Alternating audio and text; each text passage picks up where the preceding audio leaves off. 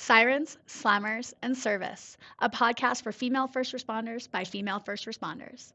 My name is Nikki Clucci, and I will be your host. As a former correctional officer in Alberta for almost 2 decades and the founder of Blue Line Fitness Testing, which provides law enforcement fitness testing and first responder wellness workshops, I started this podcast as a way for female first responders to share the trials, tribulations, and triumphs of their daily work. I want to showcase the unique perspectives, skill sets, and personalities that women bring to a first responder career and share their stories. So get ready to laugh your ass off, learn a whole bunch, and be inspired by some pretty badass women. Let's go. Welcome back, guys. Siren Slammers and Service. Today we have a very special edition, a very special episode. Today I am joined by two of my awesomest, most favorite people in the whole world, Sheila Farrell and Sandra. They are both previous guests on the podcast. Sheila is a paramedic and Sandra is with the RCMP.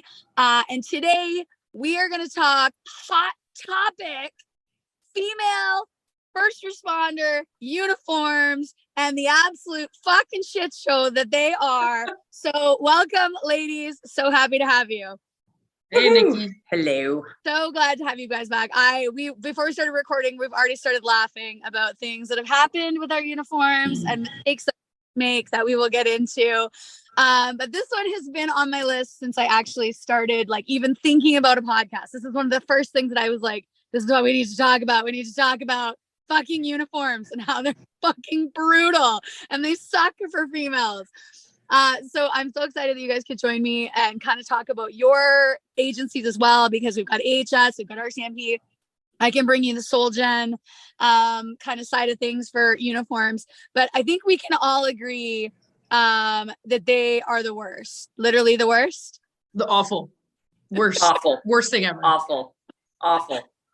So the flip side of this is that having left corrections and going into like the real world where you don't have to wear a uniform, it also sucks. Okay, so I'm going to say there is benefits to wearing a uniform, which is you can wear sweatpants and a hoodie to work. You put the uniform on, then you take the uniform off, you put your sweatpants and hoodie back on, and then you go back home. It's great. You don't have to decide what to wear. You don't have to wear uncomfortable office clothes. There's no high heels involved. There's no I wouldn't wear high heels in the first place. Right? Okay, fair.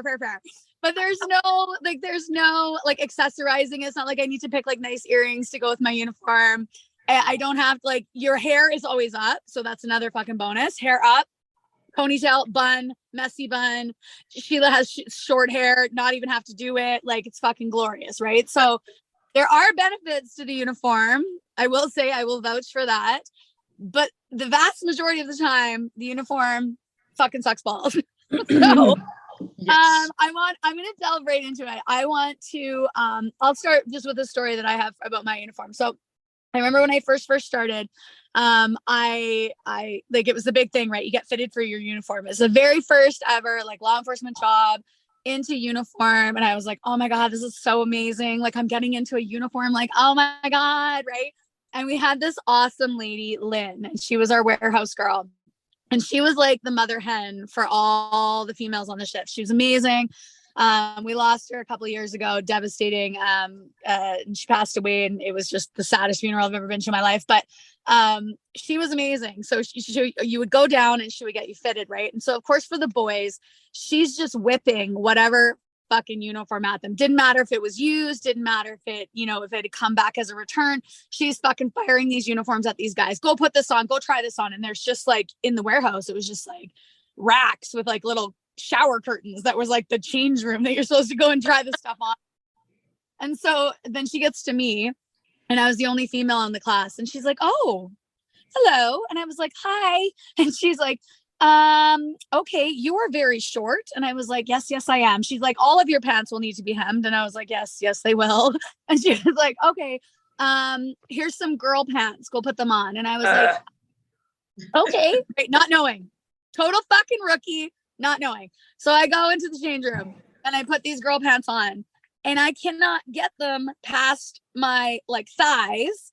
And then I finally like wiggle my ass into them, and they come up underneath my tits, and they like could literally be a bra. Like, I didn't need a fucking bra because I had the waistband of my pants to hold my tits up. And I was like, what in the fuck is this? There's no. I'm shocked you didn't break a loophole trying to pull them up. Oh, I've also done that. But I was like, I'm not doing this. And so then you get them on and then you're trying to turn around to like look and see, right?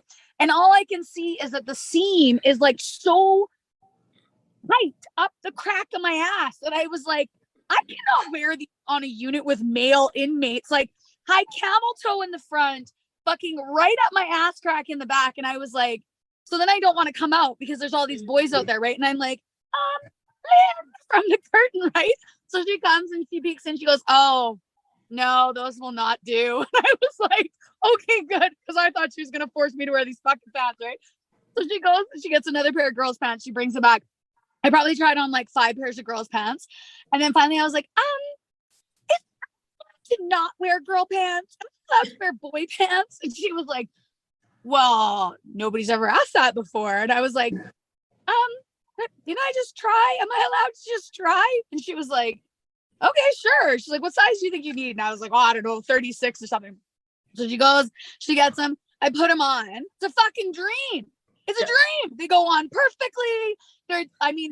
I will say they usually have a baggier crotch, but mostly because I'm so short. And so then they're so long. My crotch is hemmed, right? But I was like, oh my God, there's room for my ass. There's room for my thighs. They're not underneath my tits. Like, I was like, I will take these pants. She was like, yeah, those look a lot better. And I was like, yeah, they fucking do. Thank you very much. I was like, can I get pairs of those? She's like, oh, no, you can have 1 pair.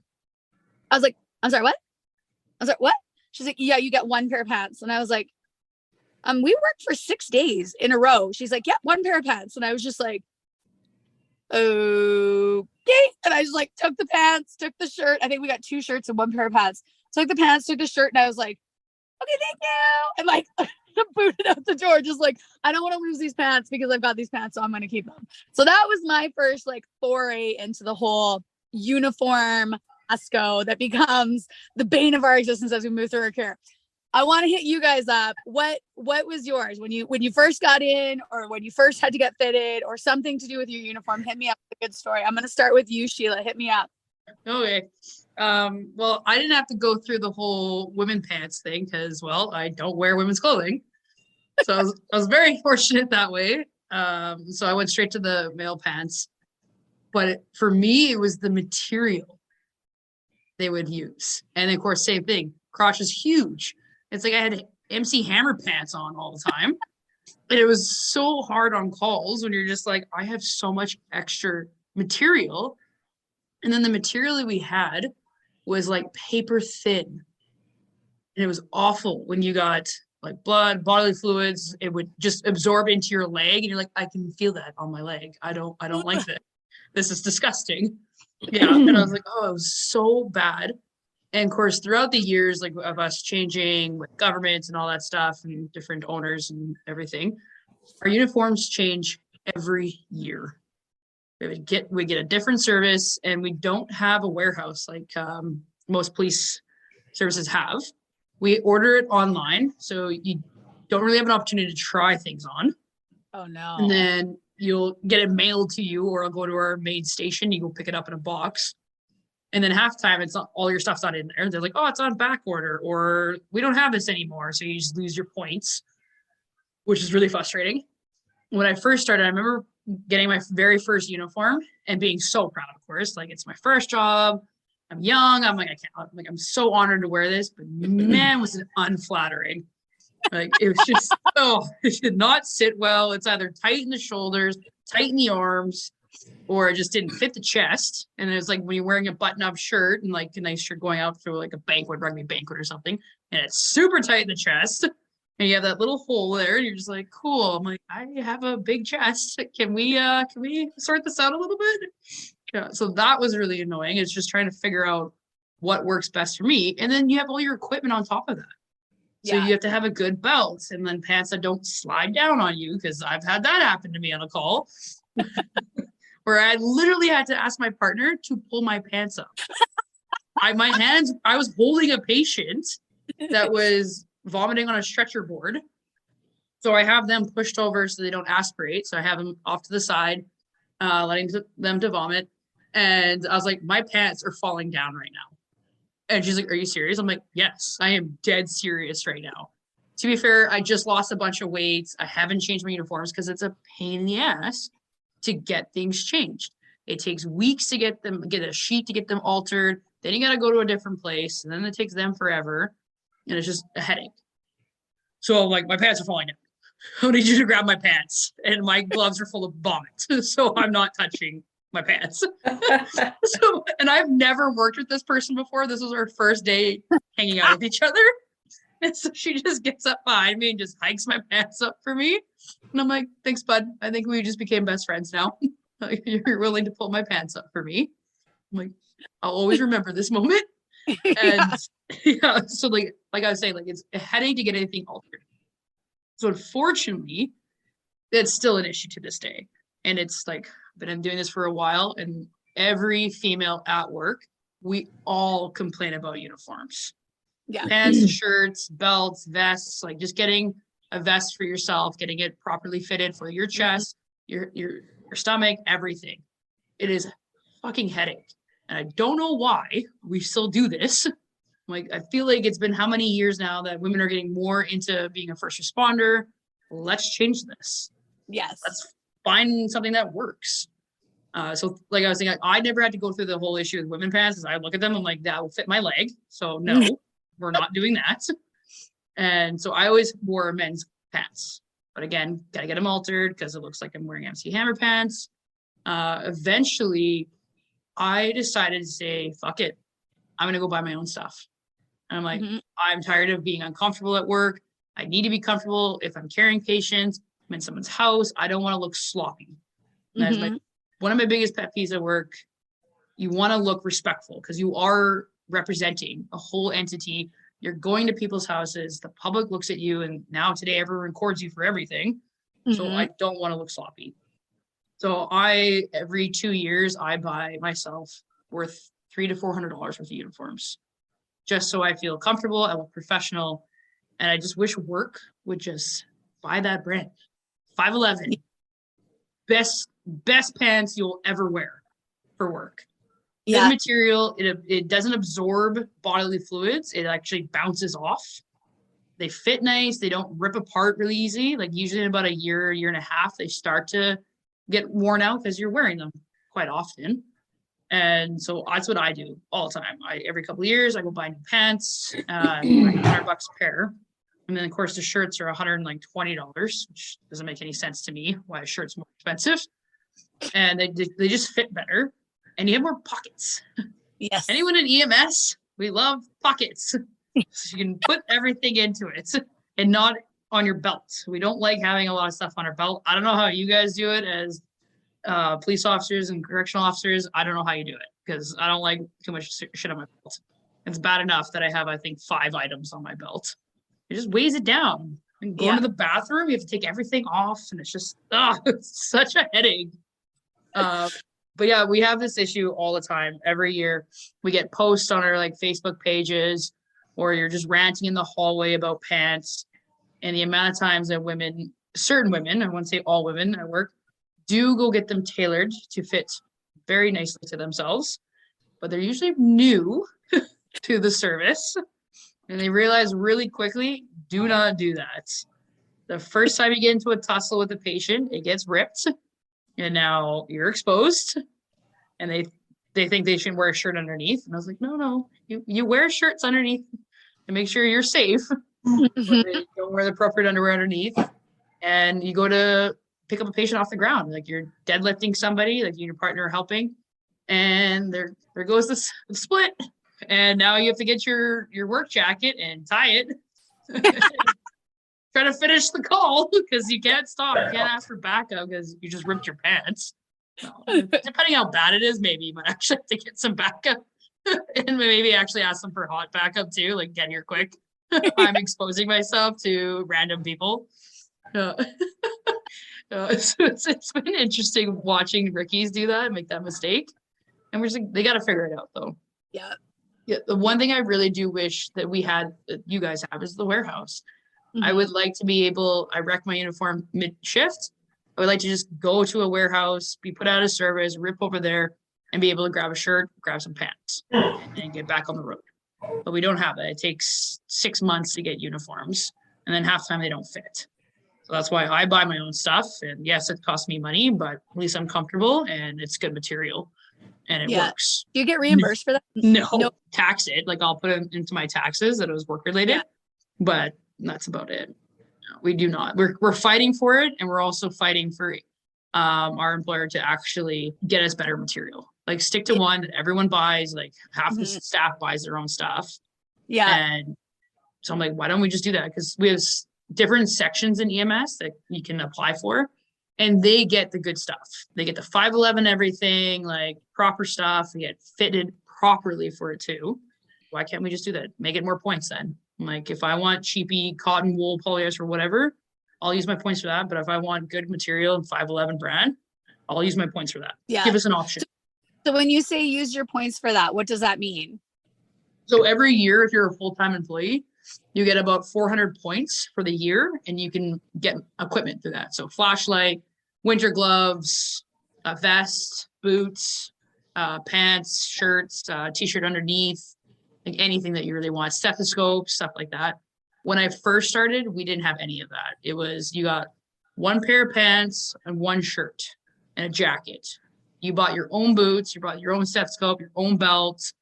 There was no such thing as us wearing vests back then because they didn't think that we were in danger sometimes. So everything you bought on your own. I was also, of course, really young and excited and didn't care about spending this money because I'm doing something I just worked really hard for it. I'm young. I want to do this. Now that I've been doing this for a while, I'm like, no, you can pay for all of this stuff. I'm like, this is for me to do my job. And like everyone every time, like, we'll be all hanging out and, well, there's a paramedic on scene, but everybody will be fine. She's here. I was like, I don't have any equipment with me. I can check a pulse and see if you're breathing. But after that, I'm like, cool, call 911. I don't have equipment. So that's been a few years now. We've had the point system. It is nice. I get a lot of boot vouchers because of it, because I don't get pants or shirts. I try every year and then they don't work. And they're uncomfortable. They're too baggy, and then I just don't want to do the headache of getting them fitted properly.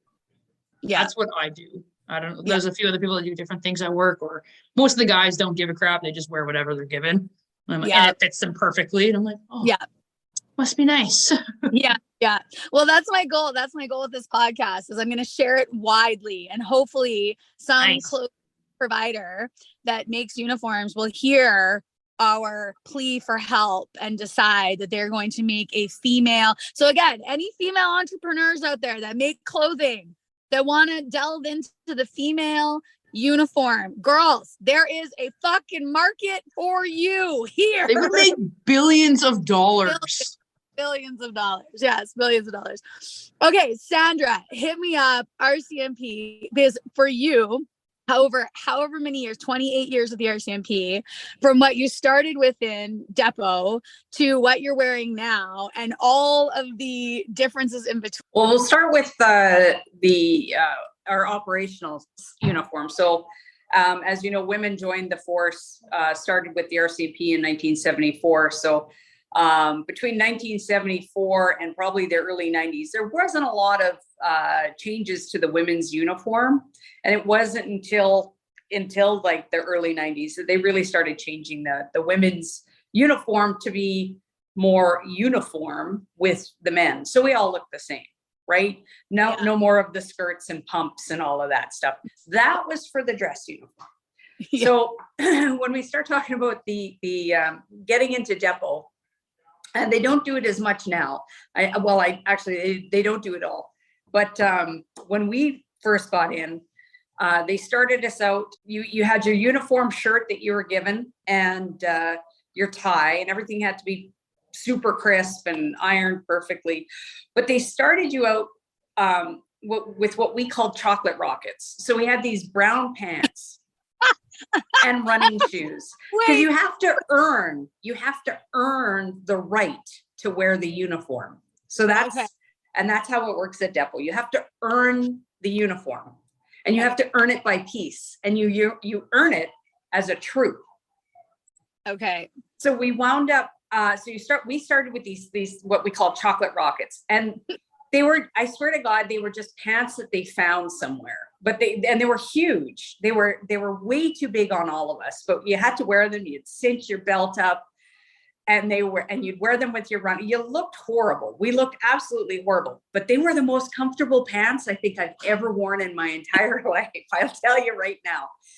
To the point where when we eventually won our blues, we won the right to wear our blue uniform pants with the yellow stripes and our ankle boots. We did whatever we could to lose that right so that we could just wear the chocolate rockets again. Anyway, so we would earn the right. We earned the right to wear our blues and our ankle boots. But because we were a senior troop really quickly, we were only in our blues for maybe a week. And then we were into our high browns and crop pant, like the Stetson and pant, like, yeah. The most, you want to talk about uncomfortable? We look fantastic. Every RCMP officer looks absolutely postcard amazing in the red serge with the riding pants and the high browns and polished and looking spectacular. I mean, and we feel spectacular, but it is the most uncomfortable thing you would ever wear in your entire life. If you have calves at all, those suckers, like, you will lose feeling in those. Like, your legs are, because the bottom of the pants are laced around your calf, so it's nice and tight and snug, so it doesn't move, because you don't want that yellow stripe to move.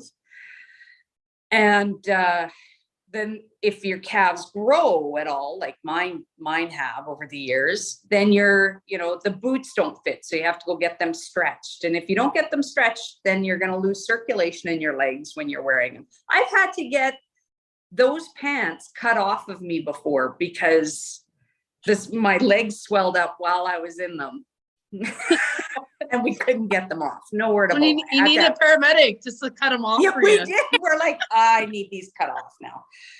So, so you earn your right to wear the uniform. When I first got out into the field, we wore our nice blue polyester pants with the yellow stripe and the gray shirt. And we always had to wear a tie, and you have to wear your forge cap. And gradually we've gotten away from that, which has been kind of nice. You'll see a lot more RCMPs wearing baseball caps and toques and things that are a lot more functional than the forge cap. Forge cap looks great, but not exactly functional out in the field. Yeah. But and you'll super uncomfortable. That band. Oh yeah. Well, we had then two. That was the other thing. So when you're in depot, you have two. So you have the one that you would normally wear, which allows your head to, you can actually raise your eyebrows in it. And then you have the one for drill class, which is a little bit tighter. And the reason you want that one is because at drill class, like, if you screw up a maneuver marching, well, then you're going to be doing push-ups and you can't let your hat fall off. So it has to be so tight on your head that it isn't going to move. So you have two of those. Oh yeah. Yeah, it's a little bit on the crazy side. So then, I get out into the world, and at this time, so I had a revolver still when I came out in the RCMP, when I came out into the real world and started policing. And we used to wear our vests over top of our uniforms or underneath our uniforms back then. So you'd have to order your shirts a little bit bigger so that they would do up, and then you'd sit down and your vest would push up into your throat. It's so true. I still wear it in turtle. Choking you out. Yes, it was excellent. By the late 90s, they said, you know what, we should, to ensure that people are actually going to wear their vests, because that was really a deterrent. It was so uncomfortable. It was really a deterrent for members to wear their vests. And unfortunately, we did wind up losing members because of that. They came out with the external carriers. So now we got those dark blue external carriers over the gray shirt. Yeah. A nice big dark blue target for everybody. Mhm. And as I found, as I got older and had children and my uniform had to change, and we Mhm. were, I did have a maternity uniform. They don't have those anymore because at some point in the early 2000s, they thought, hey, you know what? We probably shouldn't be putting pregnant women in a uniform and sending them out on the street. Yeah. So, common sense started to prevail a little bit, but I had the maternity smock. It was this giant tunic. It had pockets on the side. I really liked that. Mhm. But it came with this itty tiny bitty tie, so that when I was fully pregnant, it stuck straight out. It was like, you couldn't tell I had a tie on. It was going to poke somebody in the eye.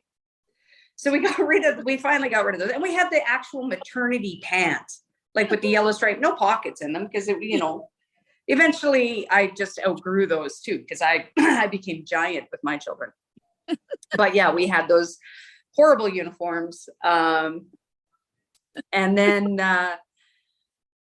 as our suppliers changed, we wound up going into a cargo style pant. And then, unfortunately, you have some members out there that thought that was a great place to put a sandwich rather than, using it for notebooks or gloves and stuff, Yeah. So we lost the cargo pants for a little while. No. Because of professionalism. Don't put sandwiches in there. And then with me, I've always ordered, let's go back to the whole women's pant, men's pant thing. That's a universal. And it doesn't even matter what brand it is. For some reason, manufacturers of uniform pants do not believe that women have thighs. And then they're like tiny little twigs. No. I know. I'm like, I don't know who's going to ever wear these. Yeah. And, like the brand that you mentioned, Sheila, I have only men's pants in those because I cannot fit the women's pants. I think I tried one time. They wouldn't come up over my calves. And I'm like, okay, well, this isn't. It's our rugby world problems. We actually train. World problems. Yeah. Also, but when you look at the pants and you go, well, if I this pair of pants and I sew them to this pair of pants, a pair of pants that might fit both of my legs at the same time. So what I wound up doing is I've always gone to the men's pants because they're just a much more comfortable fit. And I always order a men's vest. I order a men's pant. I order men's pretty much everything because I'm not built like, I don't know who their model woman is. 5'2" and 110 pounds. I don't even know. So yeah, I'm like, I've got big arms. That's another thing. And so most sleeves don't even fit me. So I always have had to order bigger uniforms. Yeah. And then I got into forensic identification 17 years ago, and we wear a navy blue uniform. They did have us wearing the black or the gray shirts and the blue with the yellow stripe. But we use so many chemicals and powders, and we're in contact with so much biological that it like everything is noticeable on a gray shirt. Yeah. Everything. I've dipped my tie. We used to have to wear ties when we were doing stuff, and I would wind up, it'd fall into a chemical or something. I'm like, oh, I guess I have to order a new tie. So they've gotten away from that. And they did design a uniform for blue pants and a blue shirt. And the shirt wasn't too bad, but we really found, especially the women, we found that the pants just weren't designed for us at all. And even the men that wear the issued pant, we're all like, those are not professional looking. The color fades, the fabric wasn't good enough, and then a lot of it is it's a government supplier. So they're like, when they put it out to contract, they're like, okay, who's the cheapest bidder in this, right? Mm-hmm. Money schemes. Yeah. 2 years ago, this is, our uniforms have always been one of our big issues. We unionized a couple of years ago, and that was one of our big issues. And it's one of the issues that we won, is that now we can actually go out and purchase our own uniforms and get reimbursed up to a percentage of that back. That's awesome. It's pretty much 100% of it back. And that includes our footwear as well. Like, we can go get our own boots, because, you know, the boots that they were giving us weren't really suitable for anything. And, you know, members were getting shin splints and, and foot issues. And so, ours, well, in our boots, so in corrections, we have a boot allowance, but it's $100. So like, that doesn't that's not going to cut it. No. Okay. But at least it's $100 off of the boots, but you only get it every 2 years. And so the boots that we get issued are pieces of shit. Like, you can blow through those in like 6 months, 8 months, you know, like ops, right? So then you're going out and you're getting either new boots all the time, but they'll only give you new boots once a year. So if your boots are trashed by 6 months, you're wearing absolutely trash boots for 6 more months. And I'm with you, Sheila, on that was my big thing. Dressing department was always huge on me. If you look like a slob, I would be like, go and sort yourself out, because you look like shit. Like, off you go. So yeah, the boot allowances was kind of nice, but you're dropping $350 on a good pair of boots, right? Like, and ones that'll fit and that your feet don't hurt, and you're not getting plantar fasciitis and stuff like that, for sure. Yeah. Ours was grip. We need good grip. Yeah, totally. Especially when it's, you know, the temperature drops and you're walking on ice, you need boots that are going to be able to, you know, soften up a little bit. Yeah, exactly. Well, back before we got power load stretchers a few years ago, like I want to say 5-6 years ago, which has been amazing. You hit a button now and not actually have to like deadlift the stretcher into the back of the ambulance. It has taken away from some people's strength though, which I kind of don't like, but it's super nice when you do get a heavier sized patient. You're like, oh, button, perfect. This is nice. Because then you avoid the blowout of your own uniform. Well, exactly. Right? Which we've all experienced, I'm sure. Well, then you used to like lift it and put it on your belt. Okay. When you had, like, have your heavy, you would put it on there, and that would help you get the stretcher into the ambulance. And it was like this whole technique thing that we had. But if your boots were super, like, had no tread left, you don't have money to go get new boots, you would just slide. You wouldn't be able to push the patient in unless you're on a hill and use gravity. But you would just, like, nothing would happen. You just slip. Yeah. And then finally they gave us, like, better options for boots. And then they gave us some cleats, like, you just put around your boot and you can flip them on, which is nice. But then you have to remember to flip them back off when you're going to someone's house. I'm like, ooh, that's nice hardwood flooring. Oops, my bad. I think that's what's happening though, is that they're gradually seeing that the uniform has to fit the duty, right, that we're performing, whether we're man or a woman or what kind of a uniform we're wearing. And I think it's a slow change because it's a costly change, but I think these forces, these agencies are all getting there. It's just a slow process. It is. Do you guys have to wear steel toe boots? No. We have to wear steel toe. Oh, okay. So, well, not anymore. It used to be, it was mandatory, have to wear steel toe, just in case the stretcher falls or equipment falls on your feet. And then they started noticing that if that does fall on your foot, it bends it. Oh, yeah. And goes right into your foot, which has happened to me. I broke my toe on a call. And it was a high acuity call too, so I didn't have time to deal with it. Plus, how many times do we break our toes at rugby? You just, whatever. Walk it off kind of thing. Get some tape, buddy tape it, get back on the pitch. I smoked my foot on these tiny little steps because every old school house, I can't fit my foot onto it. And I was trying to carry equipment up. Unfortunately, it was a cardiac arrest. We end up getting the back and we're like, hey, we got to go climb up the stairs. And I smoked my foot on the backside of the step and the steel toe just bent and hit right into my foot. And I was like, oop, yeah, I know that pain. I know that pain very well. I've had that happen from my own props, stepping on my foot. And I was like, oh, I don't have time to worry about this. So we get in the back. We have intubated this patient. So I'm sitting there bagging up this patient and my foot just starts throbbing. And I'm like, oh, dear God. So now we're not as mandatory to wear steel toe because we're noticing a lot of foot injuries like that. But at the same time, I'm like, I don't also want something falling on my foot. Kind of like having that protection, and I just hope that it doesn't bend into my foot. Yeah. Yeah.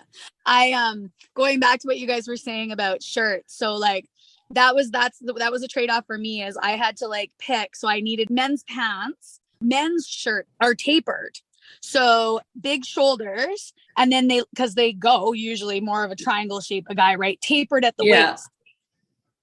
Okay, so I am not tapered at the waist. Okay. Like, I am very much a rectangle that is like shoulders, tits, ribs, hips, right? Yep. And so I have these men's shirts on, and same thing. I like, you could maybe get it over the boobs, but there was usually the gape, right? Yep. But then to get it over the belly, I was like, well, this has now become like, it can do up over my boobs, but then it's like open, like it will not do up. So then I'd have to go back to the women's shirts to get shirts that would fit me, or I would have to go up massively in size, right? And then when they wanted you to look like nice, right, dress uniform, and you're supposed to be all, I was like that Saturday Night Live skit, fat girl in a little like I could not. Chris Farley. I like my it was gaping, and I'm like, this is fucking brutal. I look awful. This is horrible, right? So shirts always a fucking issue. I'm saying with you, big shoulders, big arms, like doesn't fit. Yeah. And it does fit. It's huge. Like the shirt is huge. And so then I would hold my arms out like in a T, and you can see through the armpit of my shirt directly across my chest and out the other armpit of my shirt, right? And I was like, this is real professional as I go and talk to inmates. They can just look down my fucking shirt. Great. Perfect. Thank you. Right. Yeah. And going back to vests, because we always had external carriers for corrections, and we fought for internal because they were more comfortable, supposedly. But for me, wearing my vest, because I have such a short torso, same thing, I would sit down and then I would become like a turtle. So then my like vest would, like up here, and like the vest, like the front of the vest is underneath my nose, and I'm like, it's good in the winter though. The winter, you have like a little face shield. You're just like, ah. And I might quote that movie Turtle sometimes when it happens. Totally. So and that's the thing. So like half of the COs, we would always just like rip the side flap open. Yes. So that when you sit down, it doesn't ride up, but then you never do it back up, right? And so then we kept getting in shit from the union. You have to have your vest done up on the side. Somebody could stab you on the side. I'm like, if they can fucking hit the like perfect angle where my vest is open and hit me there, they're too fucking close. Okay. Like if they're getting in that close, they're too fucking close. Okay. I'm not fucking doing this goddamn vest up. Oh, we just got externals actually. Yeah. Well, paid for. So they started realizing that we are in sticky situations as paramedics. They're like, okay, we will pay for internals for you guys. And I'm like, okay, sounds good. It was awful the first time I ever had to wear one. Cause again, big chest kept rotting up and like almost choking you. And every time you sat down the ambulance, so you constantly had to pull it down. Yeah. So then I just looked like I was going to fight somebody all the time. So my hands are up pulling it down. And I'm like, I'm not fighting anybody. I'm just trying not to choke on my vest. And then like the heat of that thing. Yeah. Oh, like it was so hot wearing that. Plus then during COVID, our gowns on top of that too. I was like, I'm just losing 20 pounds in water weight. It's fine. I'm like, I'll eventually drink water if I find time. So they did offer us externals, but you had to pay for it yourself. And those are not cheap. Yeah. And if you ordered any one of them, then it became mandatory for you to wear it. Yeah. It took me starting to wear one after the hub shooting by the U of A, because I drove through that because no one told us there's an active shooting. And I was like, oh, I'm just taking my like geriatric patient to the U of A, and next thing I know is active shooting. I'm like, oh, this is not good. Okay, cool. I'll try to reroute through residential area on a one-way because I don't care. Someone's gonna go through here. And then someone actually shot at our station on 111th Street. It's called Lendrum Station. A car drove by. The crew was sitting at the station, had externals on, so they took it off because they're like, oh, we're safe. We're at our station, having a dart, having coffee or whatever. and they're just hanging out on the drive pad, and this car slowed down and decided to either just scare the shit out of them and just fired off 3 rounds towards them. And when they told me that, I was like, we are getting a vest, and I'm going to be wearing it all the time.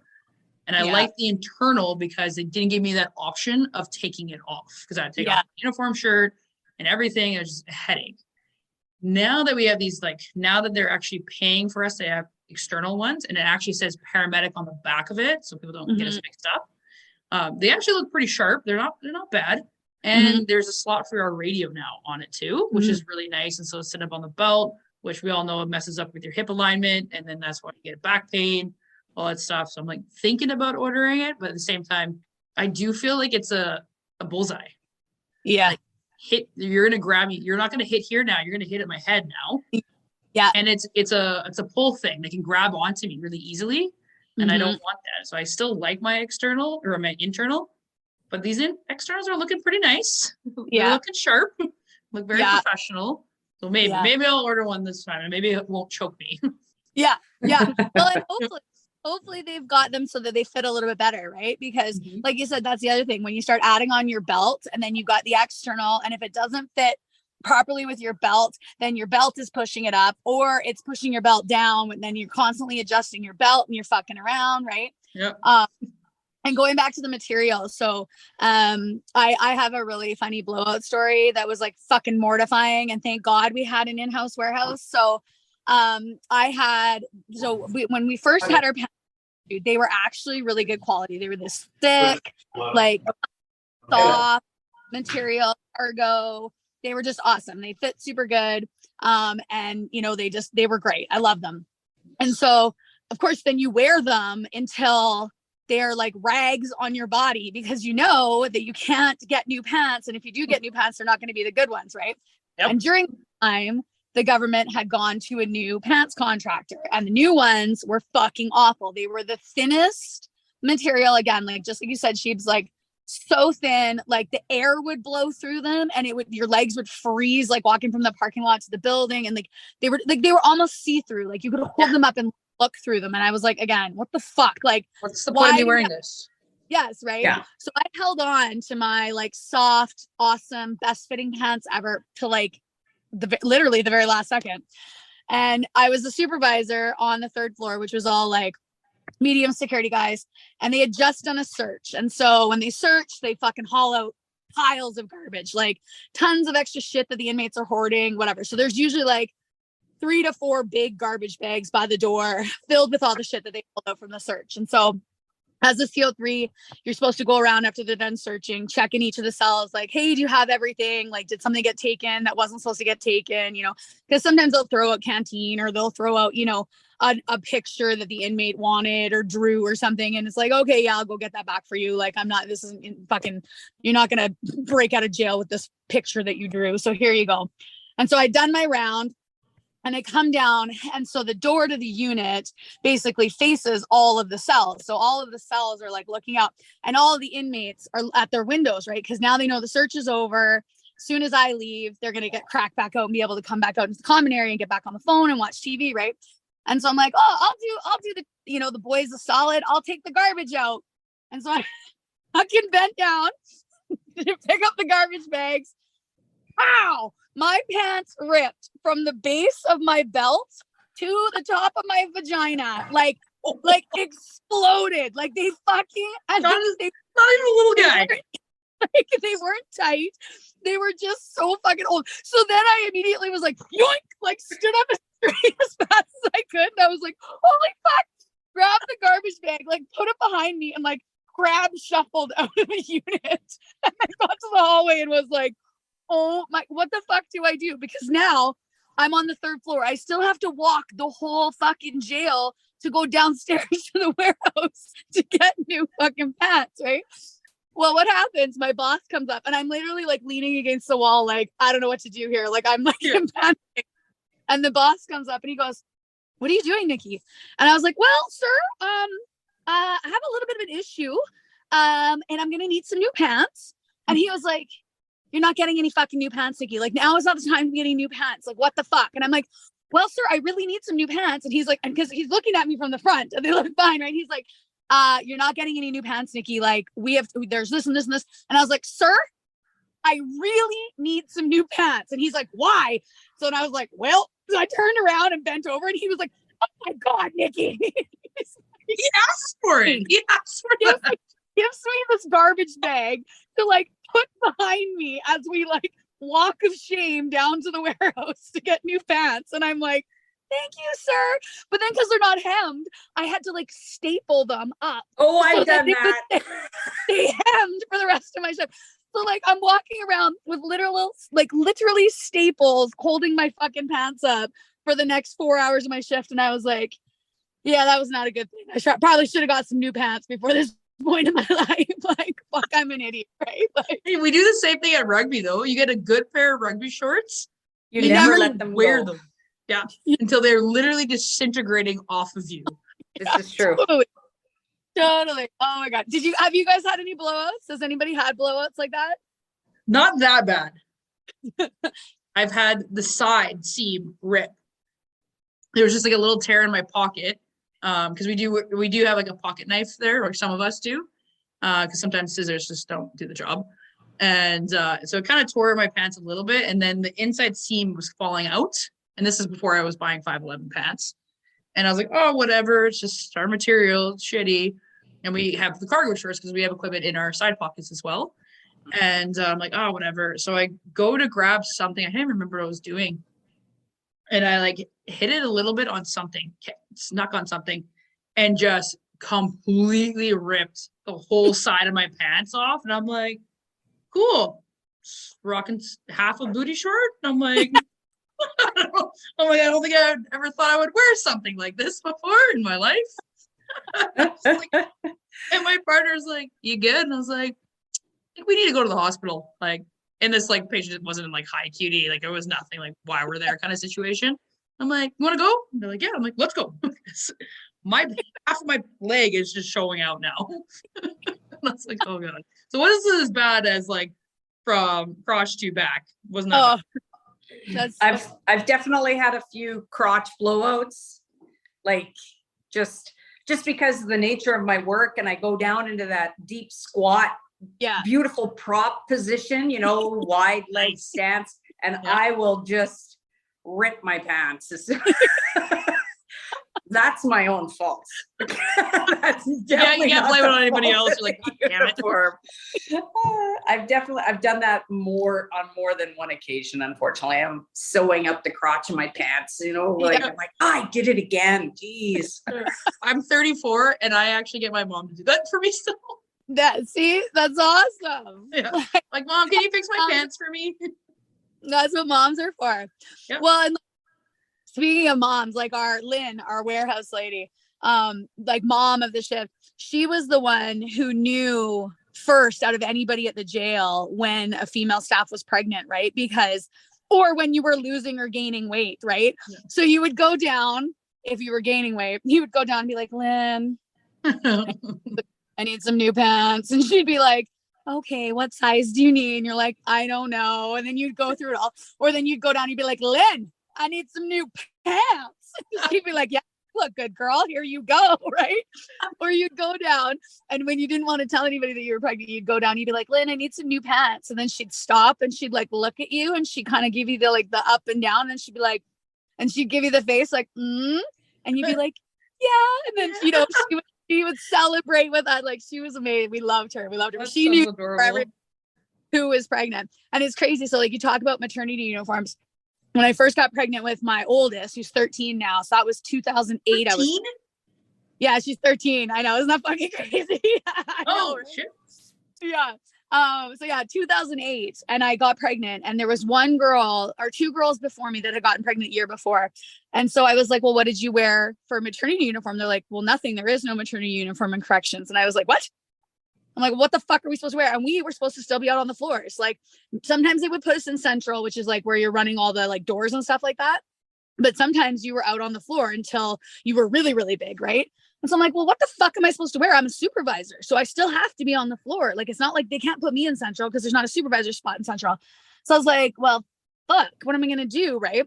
So I ended up making my own uniform. I went to a scrub store And I was like, I need maternity scrubs. And I got a maternity scrub top. And then I had them modify it so that it had the shoulder flaps, because I had to put stripes on, like epaulets on. And then I had to sew the patches on. And then it had all the pockets and everything that I wanted. So I wore that with my first. And when I finished that maternity, or like when I basically was going off, they called me and they're like, yeah, we need you to bring your maternity uniform in so that we can give it to the next female officer. And I was like, get fucked. I'm like, A, I'm on my own money. B, I'm not giving it to you because if I'm thinking I'm going to have more than one kid. And if you don't get your shit together and get maternity uniforms, I'm going to wear this one again. Right.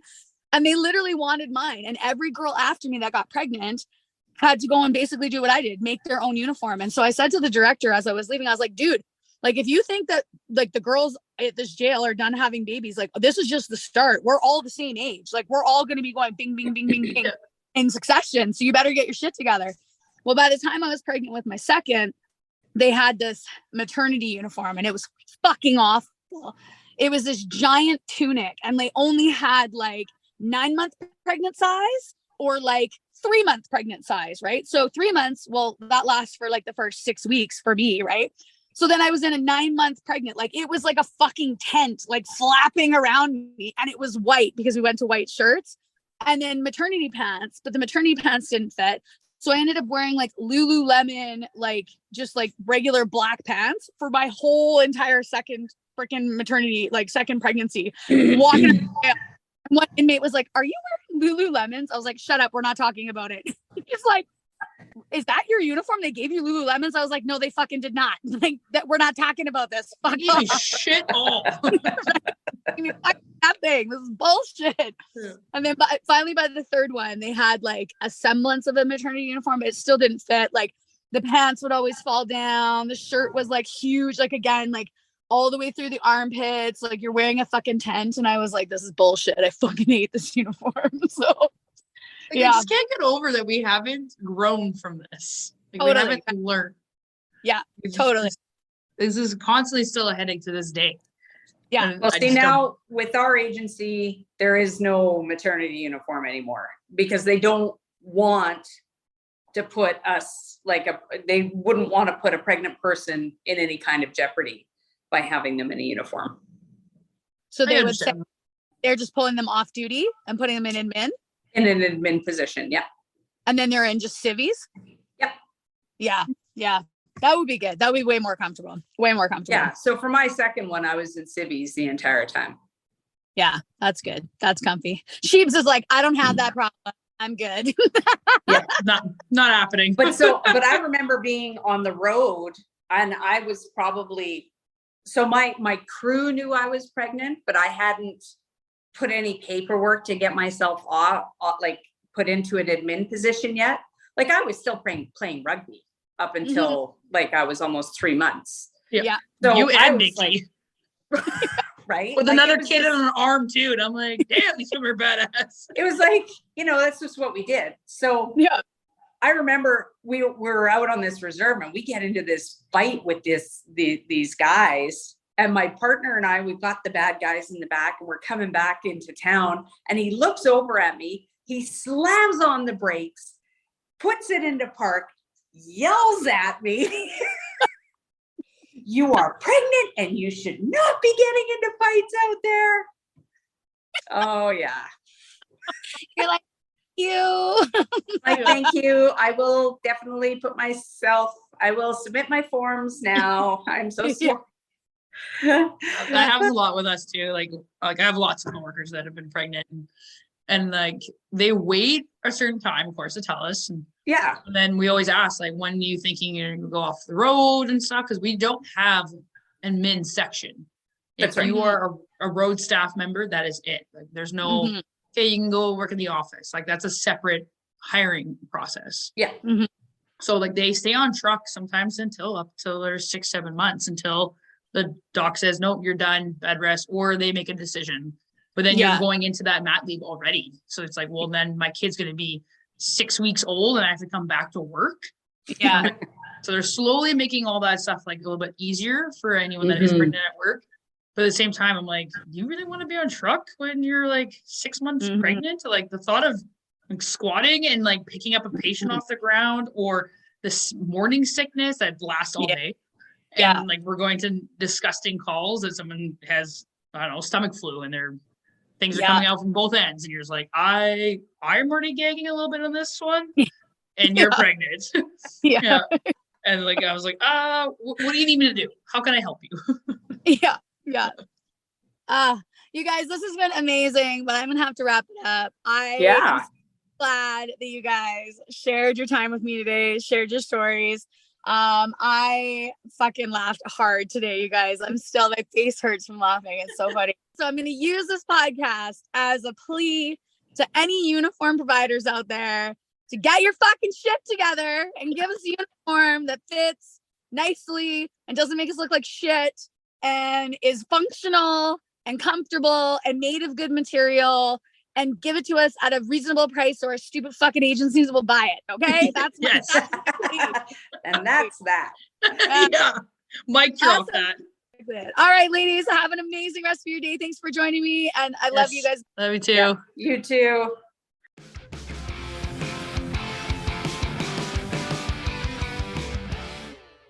Well, that's it for today, guys. Thanks so much for listening, tuning in, and sharing your time and energy with us. Make sure you check out our next episode starring another badass female first responder on Apple, Spotify, or TuneIn. And make sure to follow us on Instagram and Facebook at Blue Line Fitness Testing. Stay safe and keep your head on a swivel.